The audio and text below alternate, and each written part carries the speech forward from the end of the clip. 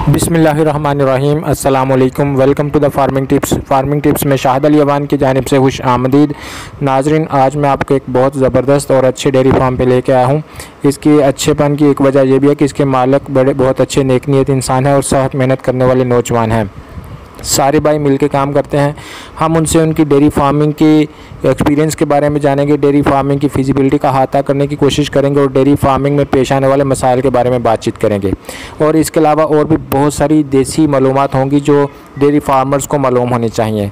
तो ये सारा इंटरव्यू पंजाबी में होगा। तो चलें प्रॉपर इंटरव्यू स्टार्ट करते हैं। और प्रॉपर इंटरव्यू स्टार्ट करने से पहले याद करवाना चाहूँगा कि अगर आपने अभी तक चैनल सब्सक्राइब नहीं किया तो जल्दी से चैनल को सब्सक्राइब करके बेल आइकन दबाएं ताकि हर नई बनने वाली वीडियो की इत्तला आप तक बर वक्त पहुँच सके। जबकि फार्म का ओवरव्यू हम इंटरव्यू के साथ साथ आपके साथ शेयर करते रहेंगे। तो चलें प्रॉपर इंटरव्यू स्टार्ट करते हैं। अस्सलाम वालेकुम। वालेकुम सलाम। भाईजान की हाल चाल है? हाँ ठीक ठाक जी, अल्लाह का शुक्र है। भाई जरा अपना तारफ करवा दिया जे। हाँ जी, असी जनाब पिंड राजवा दे रहने वाले जी। ठीक है, की नाम भाई दा? नवीद नाम है जी मेरा। ठीक है। हाँ नवीद भाई किन्ने क जानवर रखे जे? माशाल्लाह। और माशाल्लाह है जी कोई 50 के डेढ़ गेट 50 मज्झां? हाँ जी, कुछ 40 के मज्झां ने, छोटे ने ਜਿਹੜੇ जा 10 भी छोटे ने। ਗਾਈਆਂ ਵੀ ਰੱਖੀਆਂ ਨੇ ਵਿੱਚ? हाँ गाइयां भी 3 ਕ हैं। ठीक है। ਤੁਸੀਂ ਇਹ ਮੱਝਾਂ ਦਾ ਕਾਰੋਬਾਰ ਕਿੰਨੇ ਅਰਸੇ ਤੋਂ ਕਰ ਰਹੇ ਹੋ? तकरीबन को 10 साल तो कर रहे हैं। 10 ਸਾਲ ਤੋਂ? हाँ, पहले वाला साहब करते रहे ने ठीक है। ਤੇ ਬਾਅਦ ਚ ਅਸੀਂ ਯਾਨੀ ਤੁਹਾਨੂੰ ਆ ਬਾਵਾ ਜਦਾਦ ਤੋਂ ਮੁੰਤਕਿਲ ਹੋਇਆ ਹੈ? ਹਾਂਜੀ ਹਾਂਜੀ। ਤੁਸੀਂ ਇਹਦੇ ਵਿੱਚ 10 ਸਾਲ ਤੋਂ ਅਟੈਚ ਹੋ? ਅਟੈਚ ਹੀ 10 ਤੁਹਾਡੇ ਵਾਲਿਦ ਸਾਹਿਬ ਇਹਨੂੰ ਪਹਿਲੇ ਤੋਂ ਕੈਰੀ ਔਨ ਕੀਤਾ ਹੈ? ਹਾਂ ਬਿਲਕੁਲ। ਠੀਕ ਹੈ। ਅੱਛਾ ਭਾਈ, ਤੁਸੀਂ ਇਹ ਦੱਸੋ ਕਿ ਬਾਜ਼ ਲੋਕ ਬੱਕਰੀਆਂ ਦਾ ਕਾਰੋਬਾਰ ਪਸੰਦ ਕਰਦੇ ਨੇ, ਬਾਜ਼ ਬੱਚਿਆਂ ਦਾ ਕੱਟਿਆਂ ਦਾ ਕਾਰੋਬਾਰ ਪਸੰਦ ਕਰਦੇ ਨੇ। ਹਾਂਜੀ ਹਾਂਜੀ। ਤੁਸੀਂ ਡੇਅਰੀ ਫਾਰਮਿੰਗ ਦਾ ਇੰਤਖਾਬ ਵੀ ਕਿਉਂ ਕੀਤਾ? ਤੁਹਾਨੂੰ ਇਹ 'ਚ ਕਿਹੜੀ ਗੱਲ ਪਸੰਦ ਹੈ? ਬਿਲਕੁਲ, ਸਾਨੂੰ ਤੇ ਅੱਧੋ ਸ਼ੁੱਧ ਦਾ ਹੀ ਕੰਮ ਜ਼ਿਆਦਾ ਪਸੰਦ ਆਇਆ ਇਹਨਾਂ ਸਾਰਿਆਂ ਕੰਮਾਂ ਦੇ ਵਿੱਚੋਂ। ਠੀਕ ਹੈ। ਪੇਮੈਂਟ ਹੋ ਜਾਂਦੀ ਹੈ ਇਹਦੇ ਵਿੱਚ, ਜਿਹੜਾ ਨਾ ਪੈਸਾ ਜਿਹੜਾ ਨਾ 15 ਦਿਨਾਂ ਬਾਅਦ ਹੀ ਮਿਲ ਜਾਂਦੇ ਨੇ, ਮਹੀਨੇ ਬਾਅਦ ਹੀ ਬੰਦਾ ਜਦੋਂ ਚਾਹੇ ਬੰਦਾ ਲੈ ਸਕਦਾ ਹੈ। ਤੇ ਬੱਚੇ ਦਾ ਫਾਰਮਰ ਦਾ ਇਹ ਹੁੰਦਾ ਹੈ ਹਿਸਾਬ ਤਾਂ ਫਾਰਮ ਦਾ, ਉਹਦੇ ਵਿੱਚ ਵੱਡੇ ਕਰਨੇ ਨੇ ਸਾਲ ਬਾਅਦ ਜਾ ਕੇ ਪੇਮੈਂਟ ਹੋਣੀ ਹੁੰਦੀ ਹੈ। ਕੋਈ ਬੰਦਾ ਕੋਸ ਐਸਾ ਵੈਸਾ ਕੰਮ ਨਹੀਂ ਬੰਦਾ ਕਰ ਸਕਦਾ। ਠੀਕ ਹੈ। ਤੇ ਬੰਦੇ ਨੂੰ ਜ਼ਰੂਰਤ ਪੈਂਦੀ ਮਹੀਨੇ ਬਾਅਦ ਨਹੀਂ ਬੰਦਾ ਕਰ ਸਕਦਾ ਕੰਮ। ਉਹ ਤਾਂ ਬੰਦਾ ਉਹੀ ਕੰਮ ਕਰ ਸਕਦਾ ਜਿਹੜਾ ਬੰਦੇ ਕੋਲ ਜ਼ਿਆਦਾ ਜਿਹੜੀ ਇਨਵੈਸਟਮੈਂਟ ਹੈ। ਬਿਲਕੁਲ ਸਹੀ ਹੈ। ਸਹੀ ਹੈ ਕਿ ਨਹੀਂ? ਅੱਛਾ ਭਾਈ, ਤੁਸੀਂ ਇਹ ਦੱਸੋ ਕਿ ਤੁਹਾਡੇ ਕੋਲ ਕਿਹੜੀ ਨਸਲ ਦੇ ਜਾਨਵਰ ਨੇ? ਸਾਡੇ ਕੋਲ ਨਸਲ ਦੇ ਨੀਲੀ ਦੀ ਵੀ ਹੈ। ਅੱਛਾ। ਕਾੜੇ ਦੀਆਂ ਨੇ। ਅੱਛਾ। ਬਿਲਕੁਲ, ਉਹ ਉਸ ਮੰਡੀ ਤੋਂ ਜਾ ਕੇ ਕਾੜੇ ਵਾਲੀ ਮੰਡੀ ਚੋਂ ਚੀਚਾਵਤਨੀ ਮੰਡੀ ਤੋਂ ਜਾ ਕੇ ਮਾਲ ਲੈਣੇ ਮਾਲ ਲੈ ਕੇ ਆਉਂਦੇ? ਹਾਂਜੀ। ਠੀਕ ਹੈ। ਅੱਛਾ, ਮੰਡੀਆਂ 'ਚੋਂ ਮਾਲ ਲੈਣਾ ਠੀਕ ਰਹਿੰਦਾ ਜਾਂ ਘਰਾਂ 'ਚ ਫਿਰ ਕੇ? ਮੰਡੀ ਦੇ ਵਿੱਚ ਇਹ ਫਾਇਦਾ ਕਿ ਇੱਥੋਂ ਬੰਦੇ ਨੇ ਜਾਣਾ 2 ਦਿਨਾਂ 'ਚ ਵਾਪਸ ਆਈ ਜਾਣਾ। ਠੀਕ ਹੈ। ਤੇ ਘਰਾਂ ਦੇ ਵਿੱਚ ਜਾ ਕੇ ਜਦੋਂ ਫਿਰਨਾ ਤੇ ਲੇਕਿਨ ਲੈਸ ਤੇ ਹੁੰਦੀ 10-15 ਹਜ਼ਾਰ 20 ਹਜ਼ਾਰ ਅੱਛਾ ਮਹੀਂ ਪਿੱਛੇ, ਹਾਂਜੀ। ਲੇਕਿਨ ਖੱਜਲ ਬੜਾ ਹੋਣਾ ਪੈਂਦਾ, ਜੀ ਕਰੇ 10 ਤੋਂ 15 ਦਿਨ ਲੱਗ ਜਾਣ। ਠੀਕ ਹੈ। ਉਹਦੀ ਵਜ੍ਹਾ ਨਾਲ ਫਿਰ ਉੱਥੇ ਜਰਾ ਕਿ ਪਰੇਸ਼ਾਨੀ ਬਣ ਜਾਂਦੀ।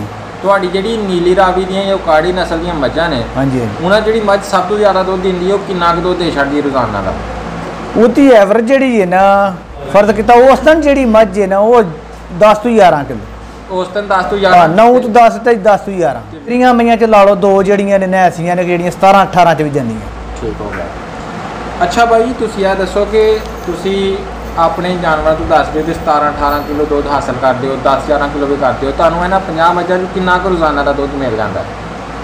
ਸਾਨੂੰ 50 ਦੇ ਵਿੱਚ ਮਿਲ ਜਾਂਦਾ, ਲੇਕਿਨ ਉਹ ਵਜ੍ਹਾ ਇਹ ਬਣ ਜਾਂਦੀ ਇਹਦੇ ਵਿੱਚ ਕੋਈ ਅੱਧੀਆਂ ਸੂਣ ਵਾਲੀਆਂ ਹੁੰਦੀਆਂ ਨੇ, ਵਿੱਚ ਕੋਈ 5 ਸੂਣ ਵਾਲੀਆਂ ਨੇ, ਵਿੱਚ ਕੋਈ 5 ਫੇਰ ਕੋਈ 5 ਮਹੀਨਿਆਂ ਦੀਆਂ ਹੁੰਦੀਆਂ।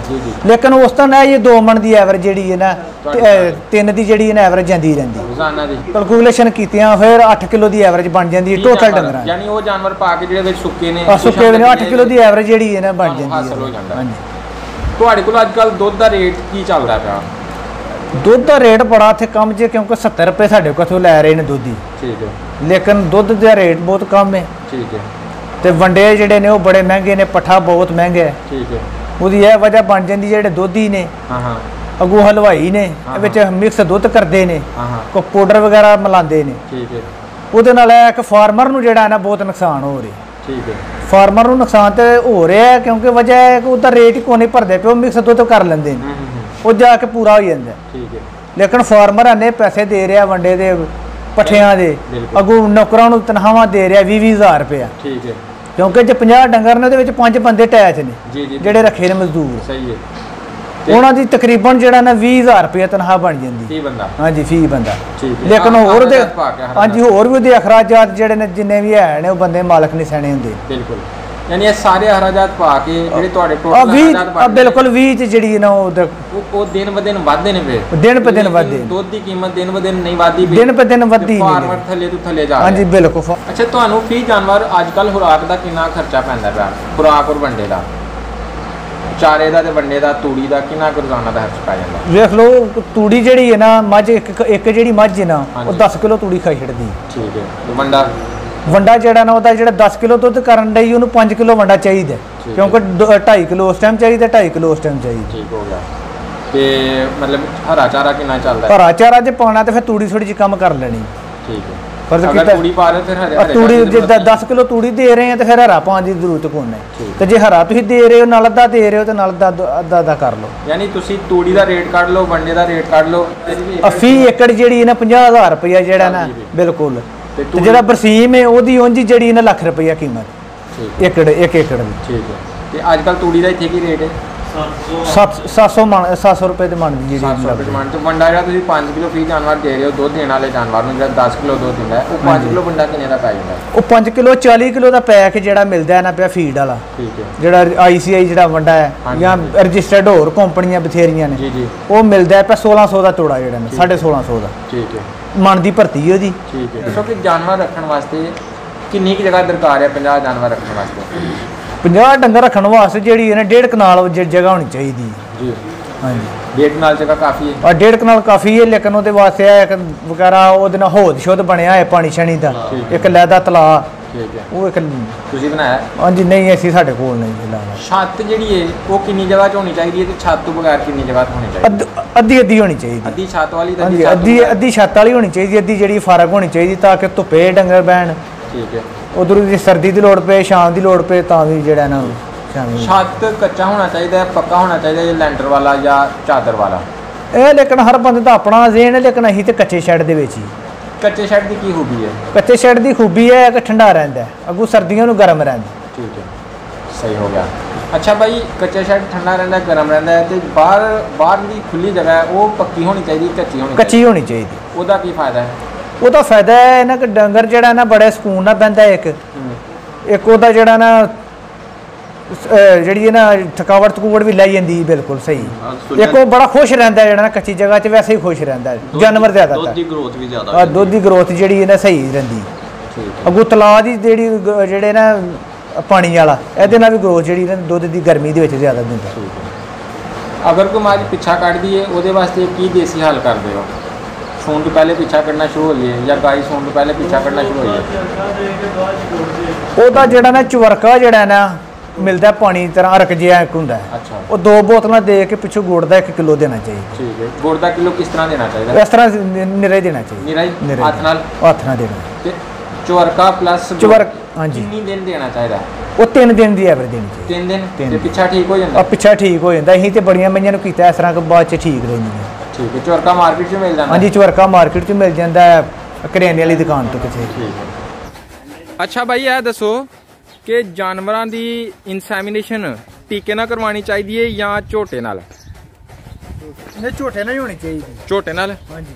ਝੋਟੇ ਵਾਲੀ ਬਿਹਤਰ ਰਹਿੰਦੀ ਹੈ? ਝੋਟੇ ਵਾਲੀ ਬਿਹਤਰ ਰਹਿੰਦੀ ਹੈ। ਉਹਦੀ ਵਜ੍ਹਾ ਹੈ ਨਾ ਬਸ ਕੀਤਾ ਤੇ ਮੱਝ ਸੂਪਣ ਦੀ ਹੈ ਨਾ। ਹਾਂਜੀ। ਉਸ ਤੋਂ ਬਾਅਦ 2-3 ਮਹੀਨੇ ਬਾਅਦ ਮੱਝ ਜਿਹੜੀ ਨਾ ਉਹ ਬੋਲ ਜਾਂਦੀ। ਠੀਕ ਹੈ। ਉਹਦੇ ਵਜ੍ਹਾ ਹੁੰਦੀ ਹੈ ਕਿ ਝੋਟਾ ਵਿੱਚ ਆਪੀ ਜਿਹੜਾ ਨਾ ਚੈੱਕ ਕਰਦਾ ਰਹਿੰਦਾ। ਯਾਨੀ ਤੁਹਾਡਾ ਜਾਨਵਰ ਮਿਸ ਨਹੀਂ ਹੁੰਦਾ? ਮਿਸ ਨਹੀਂ ਹੁੰਦਾ, ਕਿਉਂਕਿ ਉਹਦੀ ਜਿਹੜੀ 3 ਮਹੀਨੇ ਤੋਂ ਬਾਅਦ ਮਿਸ ਨਾ ਹੋਏ ਫਿਰ ਫਾਰਮਰ ਨੂੰ ਜ਼ਿਆਦਾ ਫਾਇਦਾ ਹੁੰਦਾ। ਬਿਲਕੁਲ। ਅਗਰ ਤੁਹਾਡਾ ਜਾਨਵਰ ਇੱਕ ਮਿਸ ਹੋ ਜਾਂਦਾ ਹੈ ਤੁਹਾਨੂੰ ਸਾਲ ਭਲਿਓ ਪੈ ਜਾਂਦਾ, ਉਹ ਤੁਹਾਡਾ ਘਾਟਾ ਪੈ ਗਿਆ। ਸਮਝ ਲਓ ਕਿ ਉਹਦੀ ਜਿਹੜੀ ਹੈ ਨਾ 30-40 ਹਜ਼ਾਰ ਰੁਪਇਆ ਜਿਹੜਾ ਹੈ ਨਾ ਨੁਕਸਾਨ ਹੋ ਜਾਂਦਾ। ਠੀਕ ਹੈ। ਕਿੰਨੇ ਜਾਨਵਰਾਂ ਵਾਸਤੇ ਕਿੰਨੇ ਝੋਟੇ ਕਾਫੀ ਹੁੰਦੇ ਨੇ?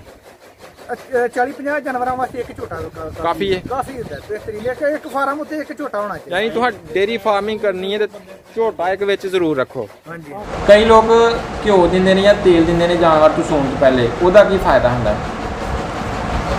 ਉਹਦਾ ਫਾਇਦਾ ਹੈ ਕਿ ਜਿਹੜਾ ਪਹਿਲਾਂ ਡੰਗਰ ਹੁੰਦਾ ਹੈ ਨਾ ਉਹਨੂੰ ਘਿਓ ਸ਼ੋ ਦੇਈਦਾ, ਉਹਨੂੰ ਕੋਈ ਫਰਜ਼ ਕੀਤਾ ਕਿਲੋ ਦੀ ਵੀ ਐਵਰੇਜ ਦੇ ਲਈਦੀ, 2 ਕਿਲੋ ਦੀ ਵੀ ਐਵਰੇਜ ਜਿੰਨੀ ਕਿਸੇ ਨੂੰ ਤਫੀਕ ਪੈਂਦੀ ਹੈ ਨਾ ਉਨੀ ਦੇ ਲੈਂਦਾ। ਉਹ ਤਾਂ ਕਿ ਡੰਗਰ ਖੁੱਲਦਾ ਸਹੀ ਹੈ, ਅੱਗੋਂ ਜਿਹੜਾ ਨਾ ਥਨਵਤਰ ਦਾ ਬਿਲਕੁਲ ਫੁੱਲ ਡੁੱਲ ਜਾਂਦਾ ਕਿਉਂਕਿ ਹੋਰ ਦੁੱਧ ਸ਼ੁੱਧੀ ਐਵਰੇਜ ਜ਼ਿਆਦਾ ਦਿੰਦਾ ਹੈ।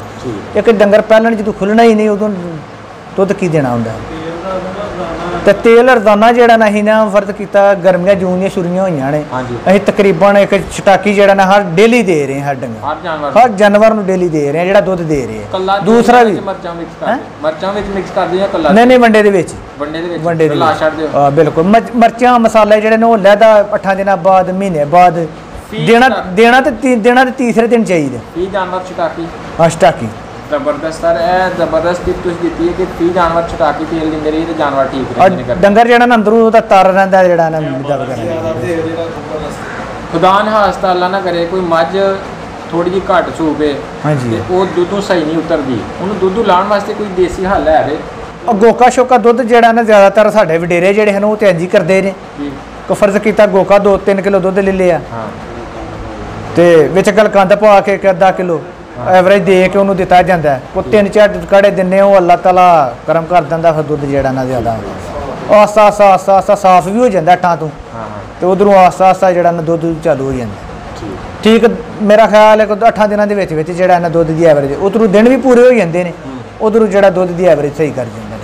ਜਾਨਵਰਾਂ ਦੇ ਅੰਦਰੂਨੀ ਕਿਰਮਾਂ ਦੀ ਮਾਰ ਵਾਸਤੇ ਜਿਹੜੀ ਦਵਾਈ ਦਿੰਦੇ ਹੋ ਕਿੰਨੀ ਦੇਰ ਬਾਅਦ ਦਿੰਦੇ ਰਹਿੰਦੇ ਹੋ? ਉਹ 3 ਮਹੀਨੇ ਬਾਅਦ ਦੇਣੀ ਚਾਹੀਦੀ। 3 ਮਹੀਨੇ ਬਾਅਦ ਦਿੰਦੇ ਰਹਿਣਾ ਚਾਹੀਦਾ। ਅੱਜ ਕੱਲ੍ਹ ਇੱਕ ਲੀਵਰ ਫਲੋਕ ਆਇਆ ਹੈ ਬੜਾ ਕੋ ਭੈੜਾ ਕੀੜਾ ਜਾਨਵਰ ਕਮਜ਼ੋਰ ਹੁੰਦਾ ਰਹਿ ਹੀ ਜਾਂਦਾ ਹੈ। ਆ ਬਿਲਕੁਲ ਉਹਦੇ ਜਿਗਰ 'ਚ ਅਟੈਕ ਕਰਦਾ ਹੈ, ਮਿਹਦੇ 'ਚ ਅਟੈਕ ਕਰਦਾ ਹੈ ਕਿਉਂਕਿ ਉਹ ਇੱਕ ਦਵਾਈਆਂ ਜਿਹੜੀਆਂ 3 ਮਹੀਨੇ ਬਾਅਦ ਦਵਾਈ ਦੇਣ ਨਾਲ ਉਹ ਨਹੀਂ ਹੁੰਦਾ। ਬਿਲਕੁਲ ਉਹ ਜਿਗਰ ਵੀ ਸਹੀ ਰਹੇਦਾ, ਮਿਹਦਾ ਵੀ ਸਹੀ ਰਹੇਦਾ, ਉਹਦਾ ਹਰ ਚੀਜ਼ ਜਿਹੜੀ ਅੰਦਰ ਦਾ ਜਿਹੜਾ ਮਸਲਾ ਮਿਹਦੇ ਸ਼ਿੱਦੇ ਦਾ ਕਰਦਾ ਹੈ ਨਾ ਉਦੋਂ ਜਿਹੜਾ ਬਿਲਕੁਲ ਸਹੀ ਕਰਦਾ। 3 ਮਹੀਨੇ ਬਾਅਦ ਦੇਣੀ ਚਾਹੀਦੀ ਦਵਾਈ। ਅੱਛਾ ਭਾਈ ਮੈਂ ਤੁਹਾਡੇ ਕੋਲੋਂ ਬੜੀਆਂ ਜ਼ਿਆਦਾ ਗੱਲਾਂ ਪੁੱਛੀਆਂ ਨੇ, ਆਪਣੀ ਤਰਫੋਂ ਡੇਰੀ ਫਾਰਮਰ ਨੌਜਵਾਨਾਂ ਨੂੰ ਕੋਈ ਮਸ਼ਵਰਾ ਦੇਣਾ ਚਾਹੋ ਜਿਹੜੀ ਆਖਰੀ ਗੱਲ ਦੇ ਤੌਰ ਤੇ ਕਿਸੇ ਦੇ ਕੰਮ ਆਏ ਜ਼ਰੂਰ ਦਵੋ ਕੋਈ ਇੱਕ ਗੱਲ। ਅਸੀਂ ਤਾਂ ਮਸ਼ਵਰਾ ਇਹ ਦਿਆਂਗੇ ਕਿ ਜਿਹੜਾ ਸੁੱਕਾ ਦੁੱਧ ਦੇਣਾ ਇਹ ਸਹੀ ਹੋਈ ਹੈ ਫਿਰ ਤਾਂ ਬਿਲਕੁਲ ਸਹੀ। ਸਾਰੇ ਬਿਜ਼ਨਸਾਂ ਵਿੱਚੋਂ ਜਿਹੜਾ ਬਿਜ਼ਨਸ ਹੈ ਸਹੀ ਹੈ। ਇੱਕ ਆਪਣੇ ਘਰ ਦਾ ਘਰ ਬੰਦਾ ਰਹਿੰਦਾ, ਆਪਣੀ ਫੈਮਿਲੀ ਦੇ ਵਿੱਚ ਬੰਦਾ ਅਟੈਚ ਰਹਿੰਦਾ, ਬਾਹਰ ਪ੍ਰਦੇਸ਼ ਕੱਟਣ ਨਾਲ ਬਿਲਕੁਲ ਬੰਦਾ ਠੀਕ ਰਹਿੰਦਾ ਇੱਥੇ। ਲੇਕਿਨ ਦੁੱਧ ਦਾ ਰੇਟ ਜਿਹੜਾ ਅਪ ਹੋਣਾ ਚਾਹੀਦਾ, ਸਹੀ ਹੋਣਾ ਚਾਹੀਦਾ। ਇੱਕ ਦੂਸਰੇ ਨੰਬਰ ਤੇ ਇੱਕ ਬੰਦੇ ਦੀ ਜ਼ਮੀਨ ਤੇ ਹੋਏ ਤਾਂ ਫਿਰ ਤੇ ਕਿਆ ਹੀ ਬਾਤ ਹੈ। ਫਿਰ ਤਾਂ ਜ਼ਮੀਨ ਨਹੀਂ ਤੇ ਫਿਰ ਮੁਸ਼ਕਲ ਹੈ, ਫਿਰ ਥੋੜੀ ਜਿਹੀ ਮੁਸ਼ਕਲ ਬਣਦੀ। ਲੇਕਿਨ ਉਹ ਬਣਦੀ ਮੁਸ਼ਕਲ ਤਾਂ ਹੈ ਜਿੰਨਾ ਤੱਕ ਬੰਦੇ ਦੀ ਪੇਮੈਂਟ ਨਹੀਂ ਨਾ ਸਾਰੇ ਮੱਝਾਂ ਦੀ ਲਈ ਜਾਂਦੀ ਉਹਨਾਂ ਤੱਕ ਮੁਸ਼ਕਲ ਰਹਿੰਦੀ 1-2-3 ਸਾਲ। ਉਸ ਤੋਂ ਬਾਅਦ ਉਹ ਵੀ ਅੱਲਾਹ ਖੈਰ ਕਰ ਦਿੰਦਾ ਫਿਰ ਸਹੀ। ਇੱਕ ਚੀਜ਼ ਮੈਂ ਇੱਥੇ ਐਡ ਕਰਨਾ ਚਾਹਾਂਗਾ, ਕਿਆ ਇੱਕ ਬੰਦਾ ਜਾਨਵਰ ਖਰੀਦਣ ਦੀ ਕਪੈਸਿਟੀ ਹੈ ਉਹਦੇ ਕੋਲ, ਉਹ ਜਾਨਵਰ ਖਰੀਦ ਲੈਂਦਾ ਹੈ ਪੱਠੇ ਉਹਦੇ ਮੁੱਲ ਦੇ ਨੇ ਠੀਕ ਤੇ ਫਿਰ ਉਹਨੂੰ ਇਹ ਕਾਰੋਬਾਰ ਘਾਟੇ 'ਚ ਜਾਏਗਾ ਜਾਂ ਨਫੇ 'ਚ ਜਾਏਗਾ? ਫਿਰ ਉਹਨੂੰ 2-3 ਸਾਲ ਜਿਹੜਾ ਨਾ ਮੈਨੇਜ 'ਚ ਜਾਏਗਾ, ਬਰਾਬਰ 'ਚ ਜਾਏਗਾ। ਫਿਰ ਜੇ ਕਮਾਈ ਆਖੇ ਨਹੀਂ ਜਾਂ ਆਖੇ ਪ੍ਰੋਫਿਟ, ਫਿਰ ਪ੍ਰੋਫਿਟ ਨਹੀਂ ਆਣੀ ਤੋਂ 2-3 ਸਾਲ। ਉਸ ਤੋਂ ਬਾਅਦ ਜਿਹੜਾ ਨਾ ਜਦੋਂ ਬੱਚੇ ਆਪਣੇ ਹੋ ਜਾਂਦੇ ਡੰਗਰਾਂ ਦੇ ਵੀ ਫਿਰ ਉਹ ਥੋੜੀ ਜਿਹੀ ਮਿਹਨਤ ਕਰ ਲੈਂਦਾ, ਉਹਨੂੰ ਸਾਰੀ ਸਮਝ ਲੱਗ ਜਾਂਦੀ ਨਵੇਂ ਬੰਦੇ ਲਈ।